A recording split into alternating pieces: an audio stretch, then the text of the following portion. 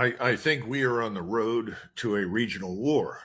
We may have some pauses over the next few months, but I think inevitably this dispute will be resolved on the regional level. What I mean by that is that when this ceasefire ends, I don't see any evidence for a new strategic end state other than the elimination of Gaza and its population from Israel.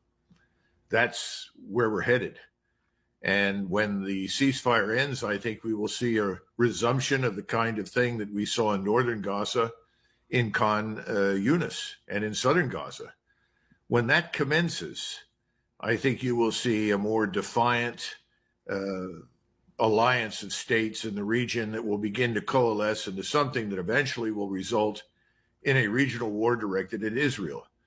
The real question is, will Israel survive that? My greatest concern from the beginning was always that this would move beyond proxies meaning Hezbollah, Hamas, to nation state conflicts. And I think it will. I know that others have looked at this and they dismiss it out of hand. Again, they continue to view the Arabs through the lens of the 1970s and 80s.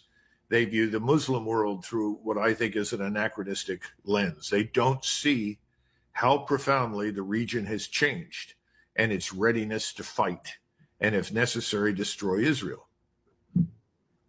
The EU, according to our friend Alistair Crook, has attempted to bribe Egypt and Jordan with tens of millions if they will take Palestinian refugees, and both told the EU leadership to go take a hike.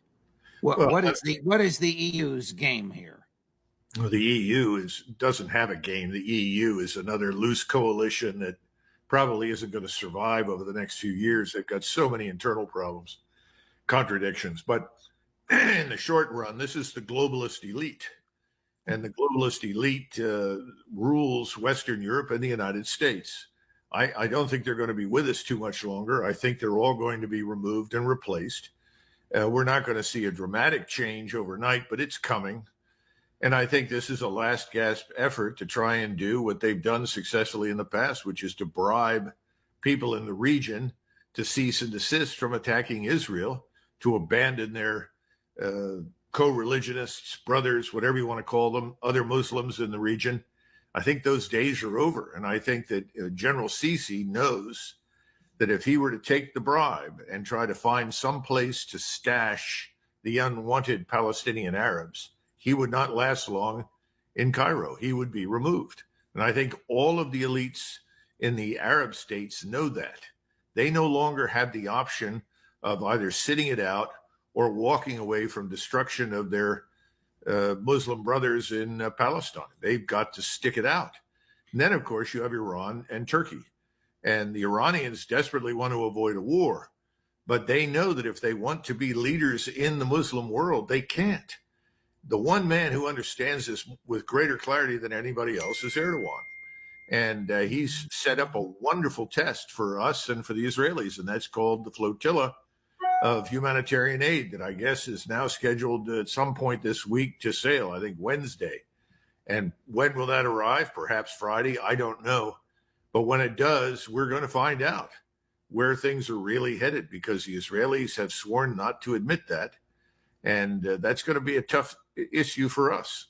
The flotilla, as I understand it, Colonel, is about 1,000 commercial and private ships. These are not military ships, and their goal is either to deliver aid to the Palestinians or to block imports coming to the Israelis. Do I have that right? Now, the last time this happened, the Israelis attacked and killed some of the Turkish operators of one boat. Now it's 1,000. Well, I don't know about the blocking anything from going into Israeli ports. That's a new one on me. If somebody has thought that up, I don't think that's going to work very effectively. In fact, if that is done, that will give the Israelis the excuse they need to go after the whole flotilla. Right. Then the question is, what do we do? We've got a fleet sitting out there in the Mediterranean. And are we simply going to stand by and watch it? Are we going to watch as the Israelis sink these vessels? For that matter, what will Erdogan's naval forces do? Will they watch?